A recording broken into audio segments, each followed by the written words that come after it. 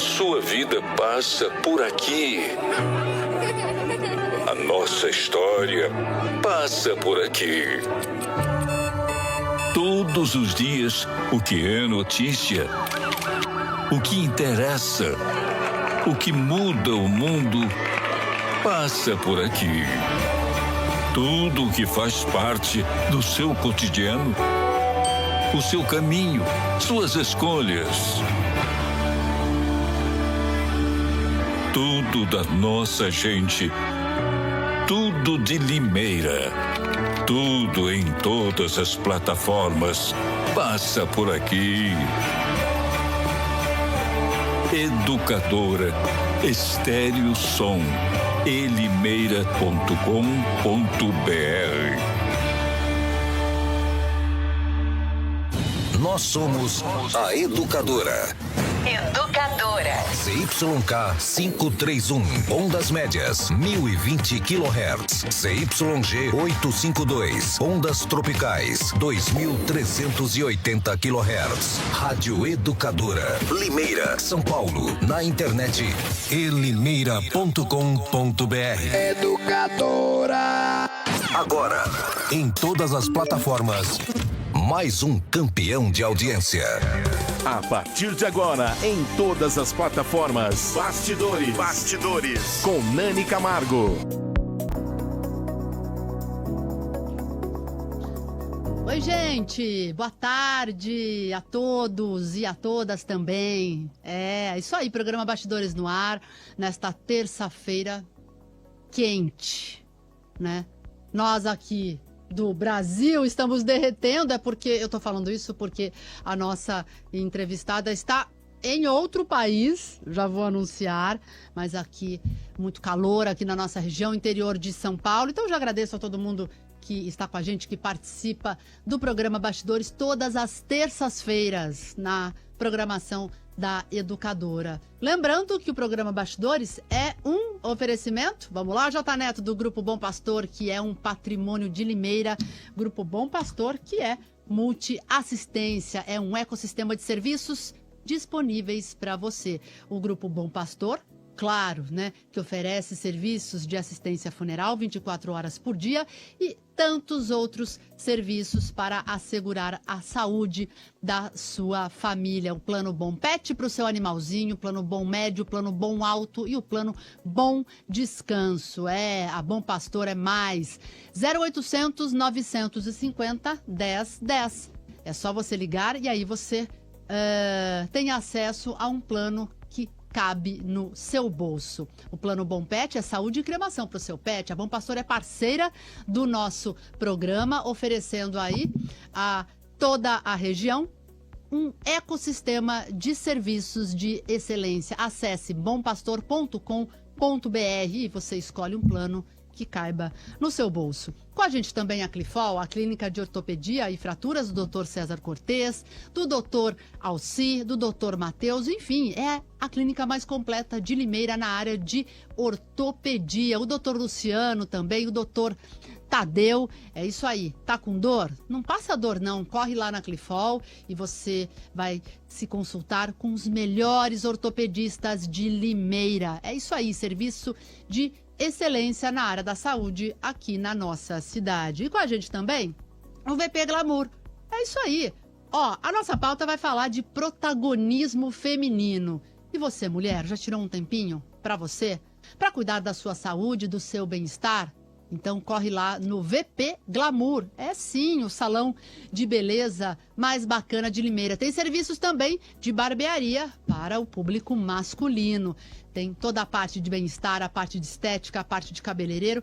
Corre lá, agende uma visita lá no VP Glamour. Chama a Valéria, chama a Pati, diga que você ouviu e assistiu aqui no programa Bastidores e você vai tirar um tempinho aí para se cuidar um pouco. Muito bem, muito bem. Ô Neto, a gente já está com a nossa entrevistada, já posso chamar? Olha só, estou com a doutora Lídice Meyer, que é escritora. A doutora Lídice vai falar conosco agora. Ela é doutora em antropologia, tem muitas pautas bacanas para a gente debater. A gente vai falar de protagonismo feminino voltado para uma área muito bacana, que é o cristianismo, e também um pouco aí sobre a história da Igreja Católica. E a gente já está antecedendo o debate sobre o Dia Internacional da Mulher, que, claro, é só no 8 de março, mas a gente já começa a debater esta importante pauta que a gente tem que falar todos os dias, porque numa cidade como Limeira, não é? Que já registrou nesse comecinho de ano um caso de feminicídio, outro caso bem no final do ano também, mulheres morrendo por sua condição de mulher, então não deixa de ser um bate-papo super importante. Então eu converso com a doutora Lídice Meyer, que está em Portugal. Doutora, tudo bem? Boa tarde. Olá, Nani, muito boa tarde a todos os ouvintes também da Rádio Educadora de Limeira. Sim, estou aqui em Portugal, aqui invejando essa camisetinha que você está usando aí, Nani, eu aqui com o meu caso. Tá muito frio aí. Ô, doutora, em que cidade a senhora está? Vamos nos localizar aqui. Eu estou bem próximo de Lisboa, estou do outro lado do Rio Tejo. Então eu estou numa cidade chamada Costa da Caparica. Que bacana. Mas a senhora é de qual região aqui do Brasil? Eu sou carioca. Carioca. E então, antes da gente começar a nossa pauta, gostaria que a senhora se apresentasse, né? Conte um pouco da sua história. Já já a gente vai falar dos livros, do seu trabalho aí na área de pesquisa e de antropologia, mas conta um pouco sobre você, né? Até a chegada a Portugal. Vamos lá, a história é longa, então vou tentar resumir para a gente ser bem breve. Bom, eu sou antropóloga, como a Nani já colocou aqui, lecionei por muito tempo na Universidade Mackenzie, em São Paulo, e lá eu coordenei também pós-graduação na área de teologia, educação, pedagogia e filosofia, mas também lecionei em várias outras áreas também, além da teologia. E tenho, então, meu doutorado em antropologia e meu pós-doutoramento em antropologia e história. Depois de um certo tempo, vim para Portugal. Estou aqui já há 5 anos, trabalhando numa outra universidade, chamada Universidade Lusófona, em Lisboa. E lá, então, leciono nessas áreas de ciência das religiões, trabalhando principalmente na área de antropologia da religião. A minha área de pesquisa, além de antropologia da religião, é na área de antropologia bíblica. O que significa isto? É a aplicação da antropologia para compreender melhor a Bíblia, ou colocar a Bíblia dentro do seu contexto cultural para que ela possa ser melhor compreendida. E, ultimamente, tem desenvolvido, então, bastante pesquisas nessa área de Bíblia e gênero, ou principalmente as mulheres na Bíblia e as mulheres no cristianismo, mas também ampliando para mulheres em religiões em geral. E como é que surgiu esse interesse, então? Sempre foi uma área que a senhora gostou, até por ser pesquisadora e professora, né? Mas o protagonismo feminino sempre foi algo assim que te chamou a atenção, te incentivou?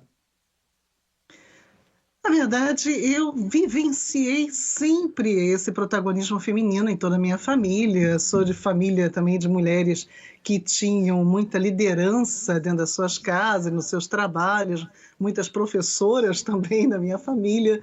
Então, acho que isso já contribuía para toda a minha formação, vamos chamar assim. E por que o interesse nesse estudo sobre as mulheres na Bíblia e as mulheres no cristianismo? Porque eu fui percebendo, com o passar do tempo, com toda a minha pesquisa em cima das religiões, que o conhecimento dessa área era muito restrito, muito pequeno. Normalmente se observava muito mais a presença masculina na Bíblia e a presença masculina no cristianismo, seja catolicismo ou protestantismo, do que a ação das mulheres. E sendo assim, comecei a adentrar nesse campo, pesquisando, e não parei nunca mais. A gente tem como destaque aqui, então, 2 trabalhos realizados pela doutora Lídice, né? O protagonismo das mulheres no cristianismo e também um outro trabalho, né? O papel das mulheres na história da igreja. Fale um pouco sobre esses 2, são 2 livros, né, doutora? Não, na verdade, eu acho que você está pensando no mesmo livro que tem o título e o subtítulo. Título e subtítulo, Embora tenha ok. artigos publicados também sobre essa questão do protagonismo feminino. Então, há vários artigos acadêmicos a respeito desse assunto, mas acho que nesse momento, Nani, eu acho que você pensou neste livro aqui, que ele Isso! chama, né, no caso, Cristianismo no Feminino, a presença da mulher na vida da igreja. Então, ele tem um título e o subtítulo, né? Que Então, na bacana. verdade, esse livro nasce dessa pesquisa, né? Essa intenção, essa necessidade de mostrar que a mulher está, primeiro, está presente sim na Bíblia, e em toda ela. Né? Ela permeia todos os textos da Bíblia, todos os capítulos, todos os livros que formam a Bíblia têm presença feminina. E muitas vezes as pessoas não percebem isso. E segundo, essa presença é uma presença de protagonismo. Também muitas vezes as pessoas pensam que ela é apenas um coadjuvante. Não, ela é tão protagonista quanto os homens. E em alguns casos, inclusive, os homens é que são coadjuvantes nas histórias. E a gente pode citar alguns... Essa história pensar nisso. Vamos lá, diga. Alguns exemplos, né, para a gente poder mostrar, então, esse protagonismo das mulheres no cristianismo, né, dentro dessa manutenção da fé, né? O que a senhora cita dentro desta obra que a gente pode mostrar esse protagonismo? Dentro do Novo Testamento, vamos observar muitas mulheres que têm esse protagonismo, ou seja, essa presença forte que vai ser responsável não só pelo início do cristianismo, como muitas vezes pela sua perpetuação. Por exemplo, em Lucas capítulo 8, já vamos observar algumas mulheres que sustentam o ministério de Jesus.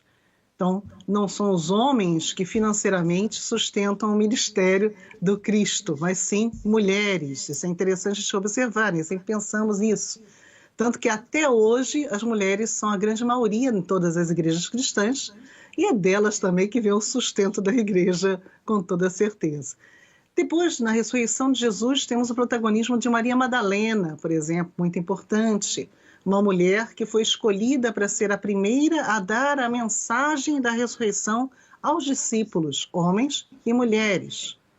Posteriormente, vamos ver também nas cartas de Paulo e no livro de Atos, muitas mulheres que vão também colaborar na evangelização e vão liderar igrejas que são formadas dentro de suas casas, inicialmente no século I. Então, só isso já são vários exemplos, mas isso dentro do Novo Testamento. Se sairmos do Novo Testamento, também vamos ver exemplos que estão fora da Bíblia, mas estão na história da igreja também, de mulheres que vão assumir esses papéis de liderança em vários momentos da igreja. Quando a gente faz uma análise bem rasa, doutora, por exemplo, Jesus, um homem, né? Aí quando ele escolhe os apóstolos, são 12 apóstolos, 12 homens. Mas a senhora citou Maria Madalena e tem, claro, tantas outras personalidades, né? A própria mãe de Jesus, Maria, trazendo todo o seu conhecimento, enfim, para essa história. Mas, assim, há muitos questionamentos em relação a isso, né? Quando se coloca a história e a trajetória de Jesus, né? Porque ele escolheu homens para lhe seguir, enfim. Tudo isso foi extraído da sua pesquisa, né? Sim. Primeira questão, realmente, muito já, pelo fato de Jesus ter sido homem, assim, já essa ideia do cristianismo ser uma religião masculina. Bom, para começar, eu tenho que também situar esse momento histórico da vinda do Cristo. Se Jesus tivesse nascido de uma forma feminina, muito provavelmente ele teria sido apedrejado antes do seu primeiro ano de pregação. Começa por aí o grande problema. Realmente as mulheres já tinham uma certa liberdade de ação no século I, isso devido ao governo helênico e romano, ou seja, o greco-romano que estavam ali dominando toda a região da Palestina e Judéia.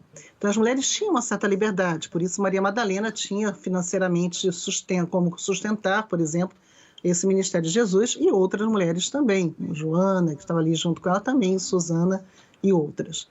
Mas, então, isso pensando no porquê Jesus teve que vir como homem. Então, era uma questão histórica e cultural, realmente. Ele escolheu só homens? Não. Essa também é uma leitura errada que a gente faz. Sim, é muito citado os 12 homens que acompanhavam Jesus. Mas é interessante observar que, mesmo nesse texto que eu acabei de citar de Lucas, Jesus primeiramente mostra que escolhe homens e mulheres lado a lado.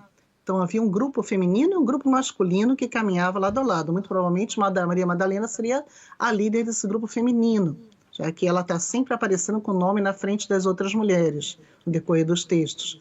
Então há grupos de homens e de mulheres. Por que 12 homens? Da mesma forma, questão cultural daquele momento. O que não impediu que aquelas mulheres estivessem o tempo todo também como discípulas seguindo a Jesus. Tanto que no momento mais terrível da vida de Jesus, ou seja, naquele momento do Calvário, da sua caminhada para o Calvário, para a sua morte, quem ficou junto com Jesus foram as mulheres. Os homens todos debandaram com medo. As mulheres estiveram com ele desde o início da pregação do Evangelho, de todo o seu ministério, até o fim, até mesmo a sua ressurreição e a sua ascensão. As mulheres estavam lá junto com Jesus. Então, elas estiveram acompanhando o tempo todo. É errada essa noção que temos de só homens. Como, por exemplo, logo depois é dito de 70 discípulos, né? Logo depois da chamada dos 12. Só que discípulos é uma palavra que abrange homens e mulheres. No português, parece que é apenas homens, né? Parece uma palavra masculina, mas não. É uma palavra no plural que pode englobar os dois sexos, dois gêneros. Sendo assim, não necessariamente eu tinha só homens com Jesus, muito pelo contrário. As mulheres estavam com ele o tempo todo, inclusive contadas com toda certeza dentro desses 70 discípulos de que a Bíblia fala. O doutora Lídice, e até se a gente for voltar no início, né, toda essa trajetória de Jesus, ele precisava de homens ali, no sentido literal, da força mesmo, né, porque eles faziam tudo a pé, andavam, né, de uma cidade para outra, tinham que construir cabanas, construir as suas comunidades onde Jesus ficava instalados. Eles deixavam as suas casas, as mulheres ficavam em casa cuidando da família. Então, isso também é algo, né, que a gente tem que citar. Essa escolha de Jesus também passou por isso, né? Embora a gente sabe que ele não fazia essa diferença e soube colocar a importância da mulher muito bem aí nessa história, mas tinha trabalho, né? Como, né, ir pescar e construir um barco, enfim, que era um serviço que era homem que fazia naquela época, né? É verdade. Essa é uma das questões, realmente, essa caminhada tão longa e tudo, embora muitas mulheres acompanhavam, com certeza os homens tinham mais condições de fazer certas atividades. E é justamente por causa dos homens terem deixado as suas casas para acompanhar Jesus que as mulheres passaram a ser sustentadoras. Porque os homens, então, não tinham como dar sustento até mesmo para suas próprias famílias.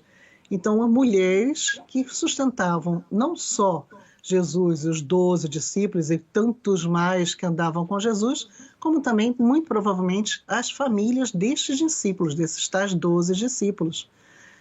Mas Jesus também se hospedava em casas de mulheres, né? Não é apenas essa questão de construir, né? As mulheres também faziam essa parte. Né? Marta e Maria, por exemplo, são mulheres que hospedaram Jesus mais de uma vez, e não só Jesus.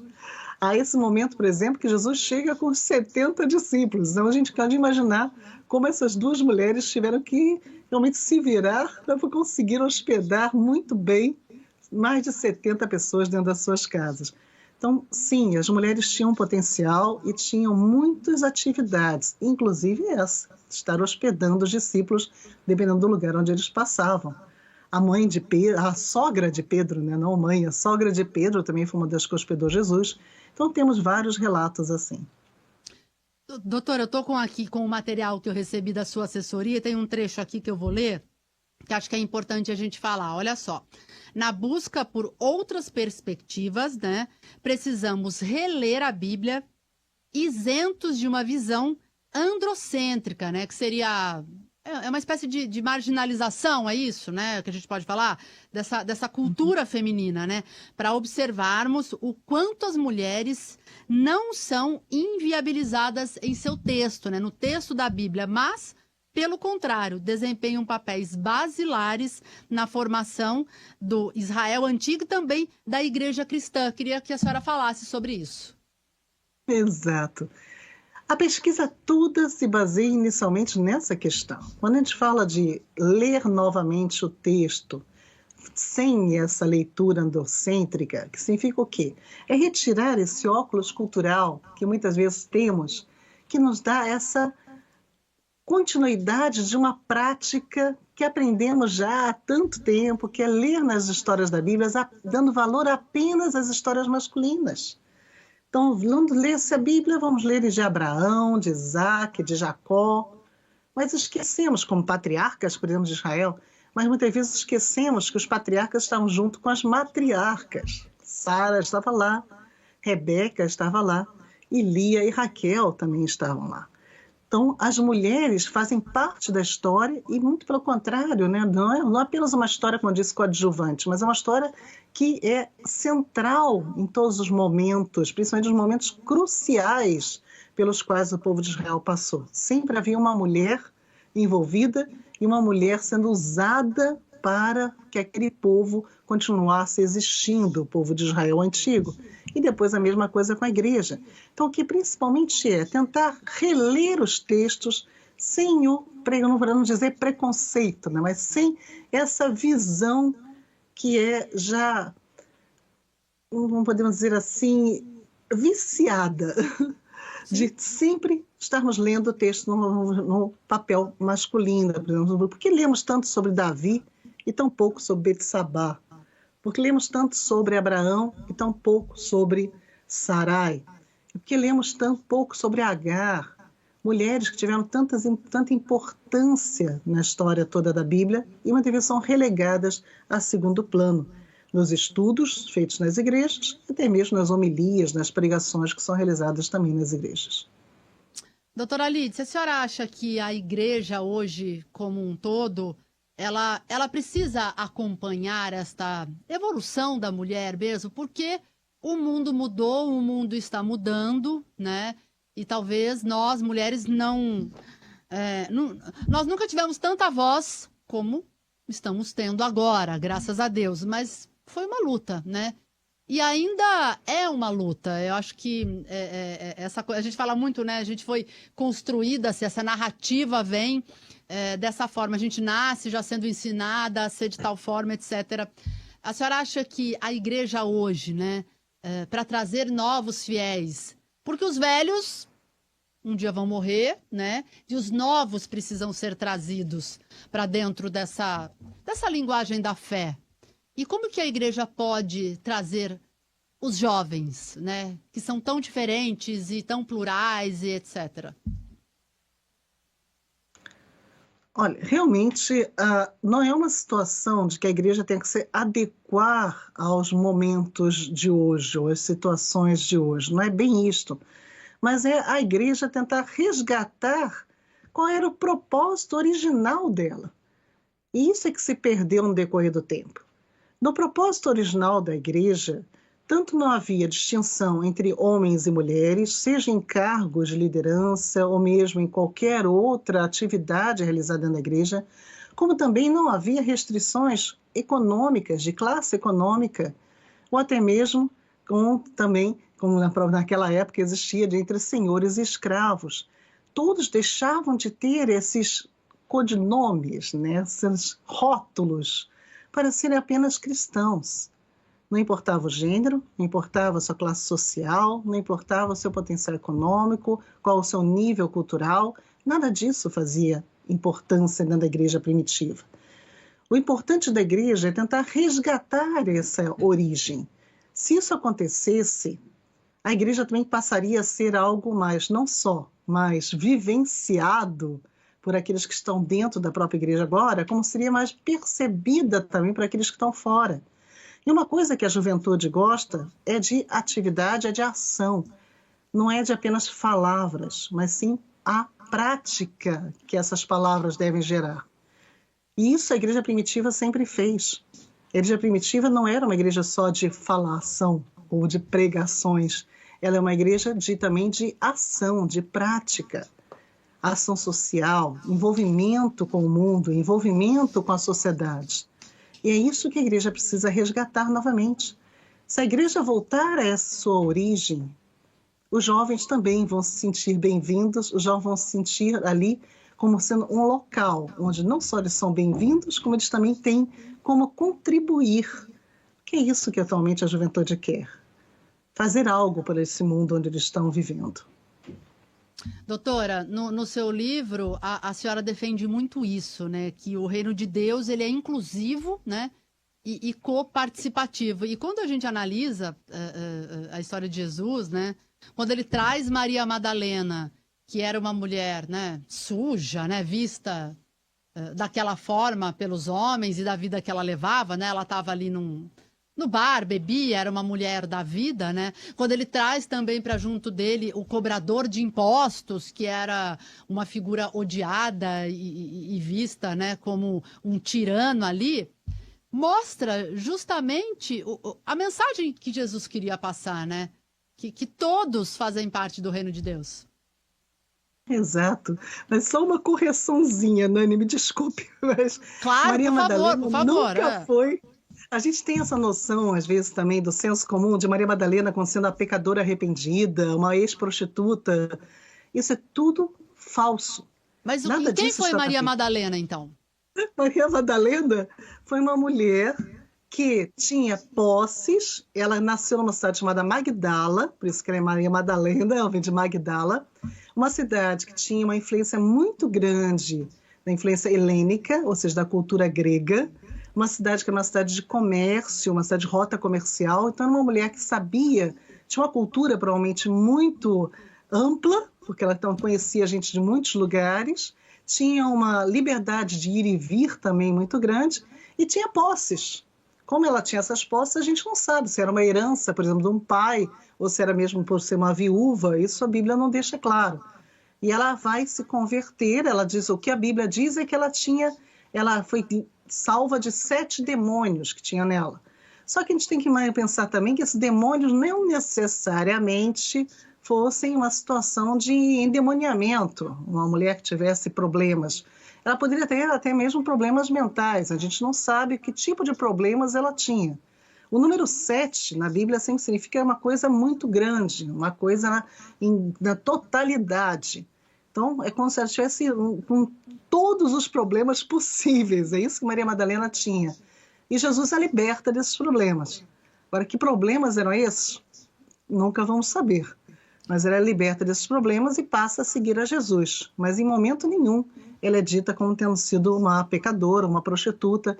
Isso, infelizmente, uma associação que foi feita muito tempo depois, não é? Infelizmente, numa homilia que foi feita por um papa, que acabou associando Maria Madalena com a mulher pecadora que unge os pés de Jesus. E aí foi feita essa associação. Mas são mulheres completamente diferentes. Mas eu concordo com você, né? Então não procede isso. Quando Jesus recebe várias pessoas diferentes. Sim, Desculpa. mas então essa questão da Maria Madalena, a história sempre foi contada, então, de uma forma errada, né? Sobre a vida dela. Infelizmente, a gente muitas vezes, em vez de buscar na fonte, às vezes a gente fica aprendendo sobre essas mulheres em novelas ou em filmes, que às vezes já trazem uma visão preconceituosa, uma visão muitas vezes errada, sem nenhum fundamento sobre essas mulheres. É o caso de Betsabá, por exemplo. É muito comum que pensemos que Betsabá foi uma mulher que seduziu o pobre rei Davi, quando é tudo o oposto, né? Betsabá era uma mulher casada que estava na sua casa quando seu marido estava na guerra, sendo general, e Davi, que devia estar na guerra também, pelo contrário, está na sua casa, no terraço, e de lá ele consegue ver dentro da casa dessa mulher e a ver tomando banho, e fica apaixonado, fica seduzido por essa mulher, pela visão dele, e ele a chama para o palácio, e esse homem vai violentar essa mulher. A grande verdade é essa.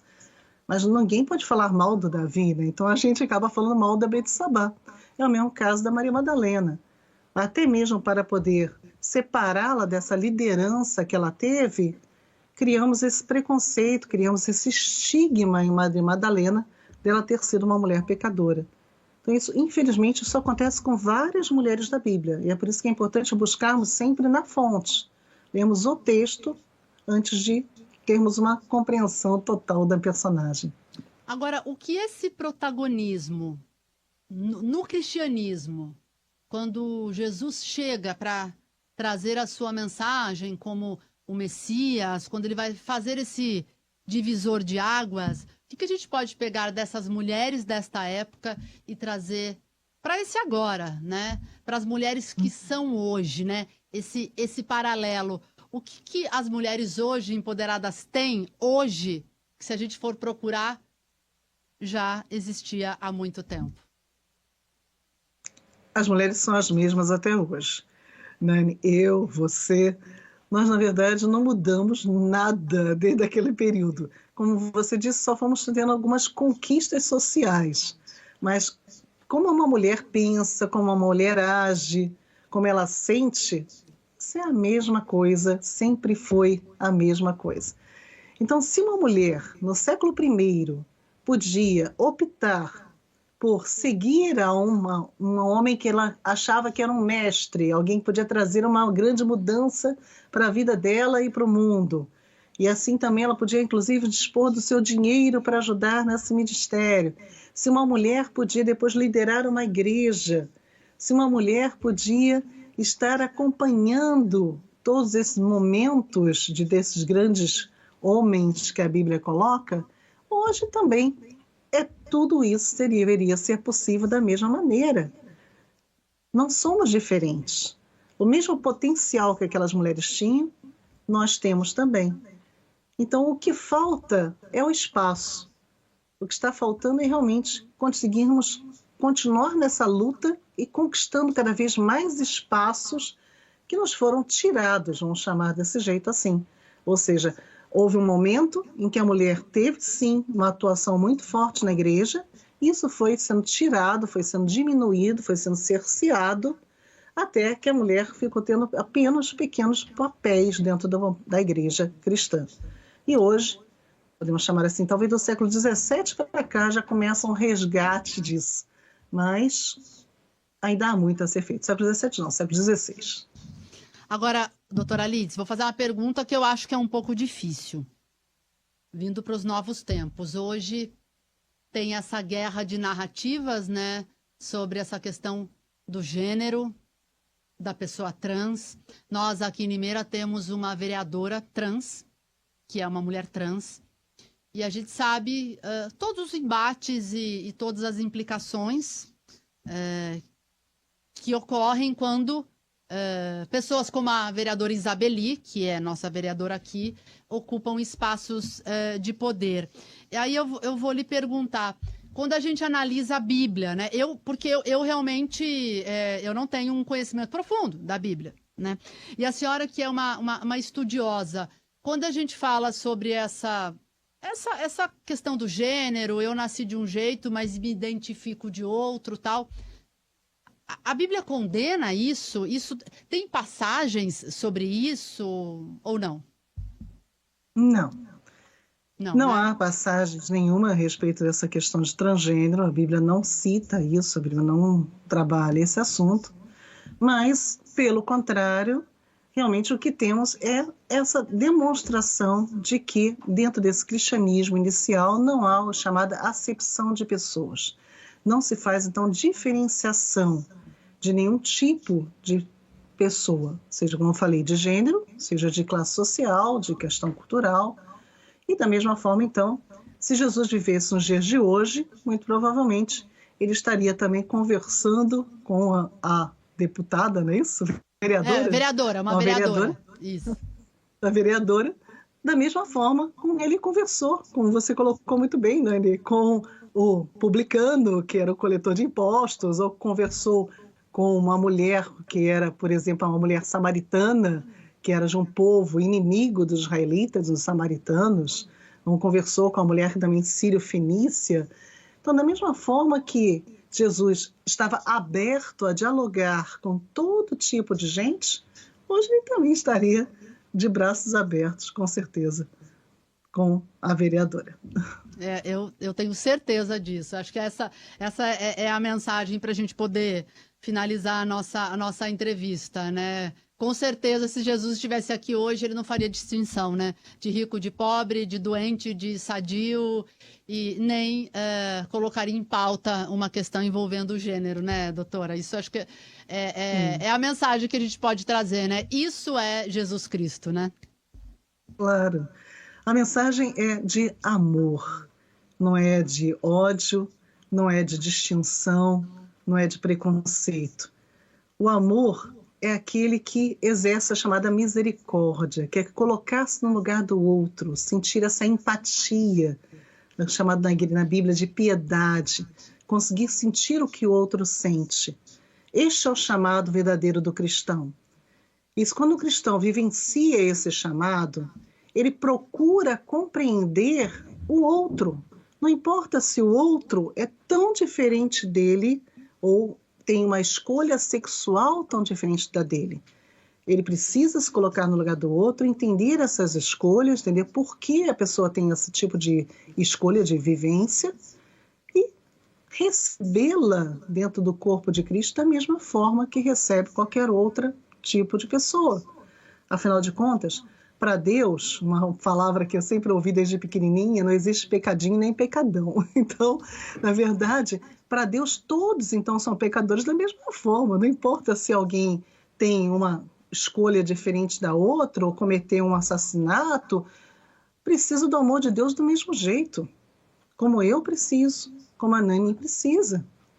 Então, e Deus está aí para nos amar, para nos receber. Jesus morreu de braços abertos na cruz justamente para recebermos a todos, sem distinção. Doutora Lídice Meyer, é Meyer, né? Falei certo o sobrenome? Meyer. Isso, exatamente. Doutora, e onde que a gente encontra o seu livro? Dá para comprar pela internet? A senhora está nas redes sociais. Quem quiser saber mais sobre a doutora Lídice Meyer, que é doutora em antropologia, professora na Universidade Lusófona, né, em Portugal, e também autora de Cristianismo no Feminino. Onde a gente encontra o seu trabalho? Muito obrigada, Nani. Sim, o livro Cristianismo no Feminino é publicado pela editora Mundo Cristão. Então, é possível de ser encontrado não só no site Mundo Cristão, como em qualquer outra livraria online, na Amazon, em qualquer outra, Saraiva, onde você pesquisar, você vai encontrar o livro Cristianismo no Feminino, este livro que está sendo vendido em e-book ou no formato físico. É um livro muito bonito, como vocês podem ver, colorido, com imagens, bem ilustrado, e vale a pena conhecer, vale a pena realmente desfrutar e reler a Bíblia através de um novo olhar, que é o que eu convido que você venha fazer, lendo o livro juntamente com a sua Bíblia. E aí a gente... E para me buscar, Lídice Meyer em qualquer rede social, Instagram, Facebook, YouTube, você vai encontrar sempre como Lídice Meyer. Lídice Meyer, o Meyer é M-E-Y-E-R, então é Lídice M-E-Y-E-R Meyer. Doutora, muito obrigada pelo bate-papo, adorei. Vou te chamar mais vezes, tem tantos temas importantes, né? Quando chegar o Dia Internacional da Mulher, a gente pode voltar a se falar. E tantos outros pontos, né? Já que a senhora é da área da antropologia e a gente tenta entender aí as ações humanas, né? Que muitas vezes a gente não entende. A gente tem aqui em Limeira muitas vezes um noticiário muito pesado, noticiário policial, envolvendo casos bárbaros de violência, e aí a gente pode também falar um pouco sobre isso com quem é especialista, né, nessas, muitas vezes, as mazelas humanas, né, doutora? Obrigada, sim, viu? Adorei. Conte comigo, sim. Conte comigo também, gostei muito de estar aqui. Muito obrigada, Nani, por essa tarde gostosa, essa conversa muito gostosa que tivemos. Qual é o horário daí agora? Agora já são quase 8. Quase 8 da noite. Aqui agora 4h42, então tem um fuso aí. Sim, estamos a 3 horas na frente. E quantos graus está aí? Boa pergunta. Estava a 10, não sei agora quanto está. Aqui, doutor, tá nos 38. 37 graus aqui, sensação térmica, a gente tem brincado, de 70, 80 graus. Tá nessa atuada aqui, viu? Bom, mas pra mim, que sou carioca, isso tá tudo ótimo. certo, né? É verdade. Doutora Lídice, muito obrigada, viu? Adorei o papo e boa noite, pra senhora aí, e boa tarde aqui pra nossa audiência.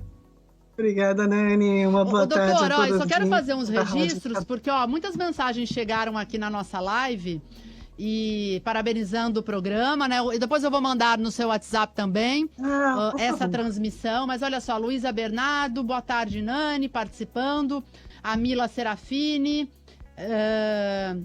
enaltecendo aqui a história de Jesus. Reginaldo Santana, boa tarde, Nani, parabéns pelo programa.